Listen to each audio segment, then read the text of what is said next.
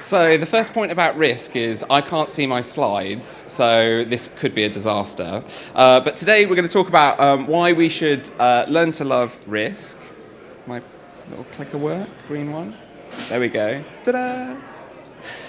So we were sold the future, I say boldly, but I love these illustrations from the 60s and 70s, the kind of futurist movement, and the idea of architecture being a representation of both the time and the society that we lived in, but also bold ideas about what we could achieve in the future. And when we look at really iconic buildings from the past, I think it's clear to see that people had bold ambitions at a time when other people weren't doing the same thing. When you look at the Empire State Building, there were relatively few buildings that were tall. It was a very new technology and people were building up. And of course, that came with some risks. These pictures beautifully demonstrate how crazy that would be to see something similar today, because it frankly looks terrifying. But it was how things were done. People were pushing forward to create something new.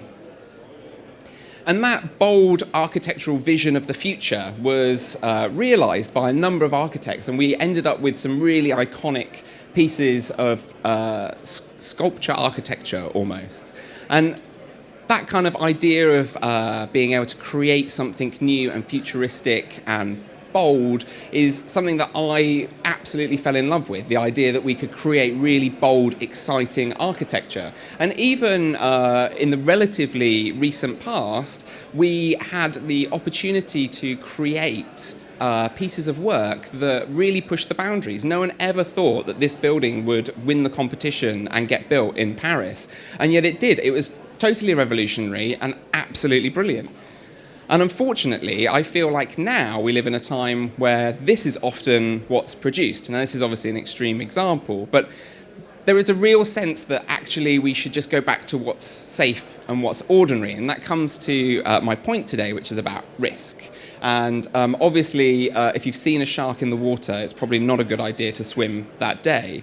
But risk underlines everything that we do. We work in an industry which is very aware of risk, both from construction, but also in terms of planning and delivery. And so the more time I spend working, the more time I feel like we ended up discussing risk. And just a short time out on the floor here, and I said, I'm talking about risk. And the number of people that were like, it's all about good products because, I really got to manage the risk of the project. And I was like, wow, it's even become a sales tool. So to take a step back, we'll go to my childhood. Welcome. I grew up in the countryside, and I was very fortunate to grow up around a lot of farms where there was really very little light. And so I had this wonderful connection to the night sky and being able to see real stars, something which is harder and harder to do in major cities. And I kind of thought maybe I'd like to go into space. Maybe that would be kind of cool. So I had the full kind of set of toys to play with. This is me playing as a child. And that idea of inspiration being able to transcend reality, which you have as a child, is so precious that it gets eroded in most of us as we grow up. But that idea that you can achieve anything. And the moon was always a highlight of that night sky view, and that was very exciting to me. And the idea that I was born after the moon landing, so the idea that people had actually been there, this thing that was in the middle of the sky. And when that's a full moon like it was recently, you really understand how powerful that is as something when you see it outside.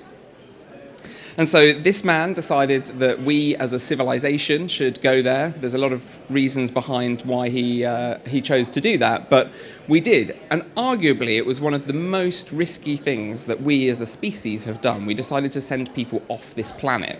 And I like it as an example of risk because clearly it was very dangerous to strap people on a rocket and send them into space. And yet we as the human species, created this incredible thing. So this is the Saturn V rocket. So as a small child, another exciting toy in my collection was this giant rocket, the biggest and most powerful thing we'd ever built. It's also phenomenally complicated to get that amount of stuff out of the atmosphere and up into space. It took a lot of brave people, and there were absolutely risks along the way.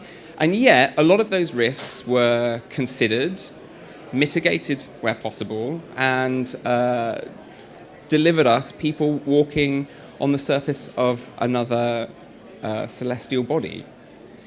That's absolutely phenomenal and is really an inspiration to how we do things. And I feel like we've come a long way back from that, which was we had the ambition to do something. And if we hadn't have had that ambition and desire and drive to do it, we would never have got this image. We would never have understood our world in the way that we understand it now. And so risk always has to be managed, and it has to be carefully assessed. But it shouldn't come at the point of eroding our ambition or excitement or inspiration to achieve something.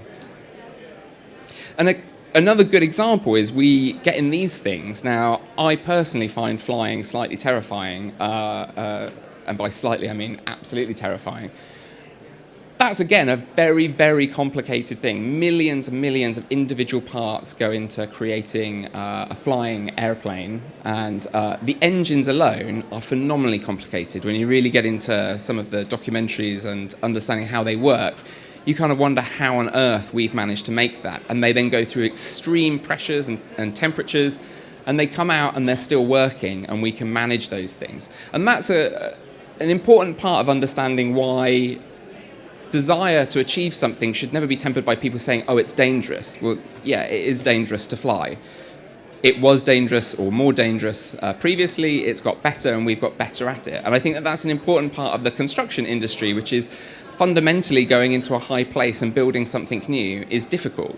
And the difference with architecture to traditional product design or manufacturing is that companies like Rolls-Royce have had the opportunity to prototype extensively, test extensively before they've brought the product to market. And once they have brought the product to market, they then get lots of data about how it's used and other things, and they continually refine and improve the product. In architecture, we rarely have that opportunity. We have to create something that is totally bespoke, and it has to be right the first time. That's a fundamentally different challenge. And I think that that's probably one of the things that breeds this kind of culture, which I think in the last 15, 20 years has become really onerous, which is we must do everything, but it must be at the least possible risk. I'm saying risk a lot.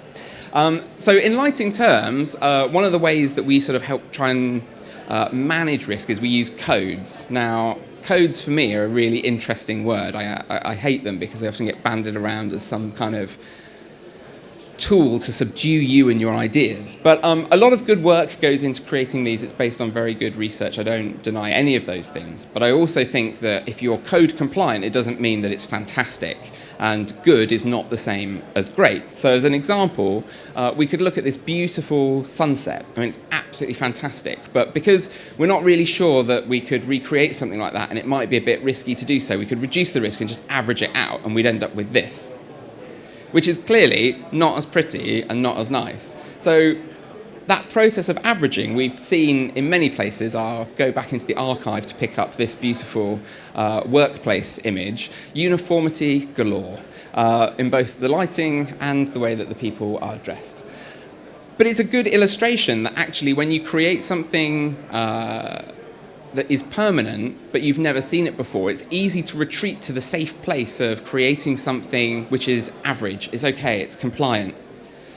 That's not very exciting, is it?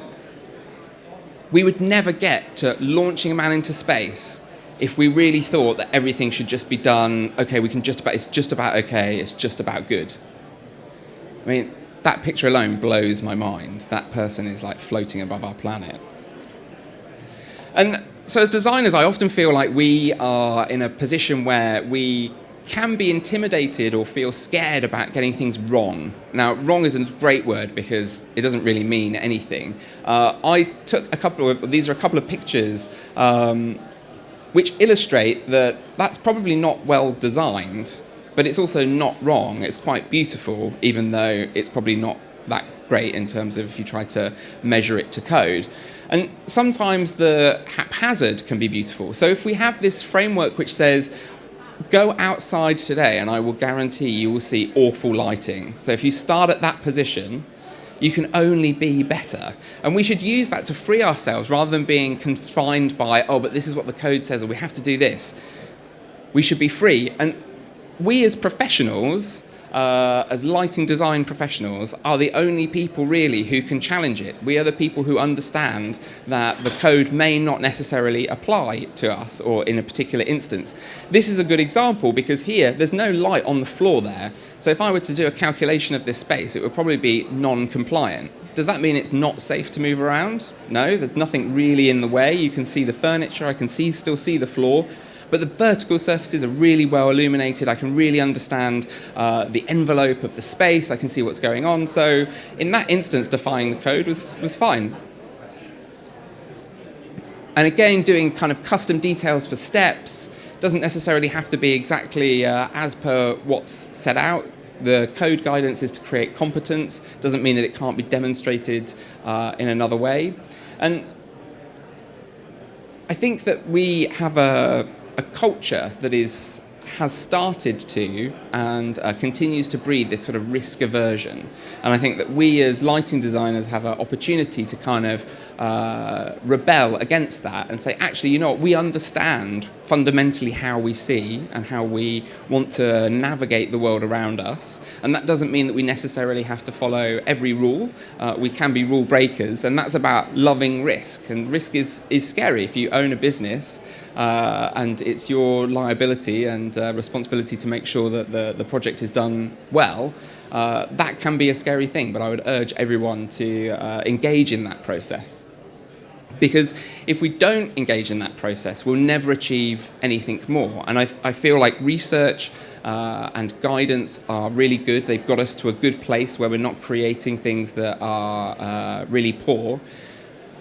But in the example that I gave, reducing everything to averages is also going to lead us down a path that's not so great. So I would encourage everyone to take as many risks as possible. That sounds terribly irresponsible, but it's not meant to be. Obviously, we don't want to hurt anyone. But actually, if the risk is well managed and well considered, then we can create great things. Thank you.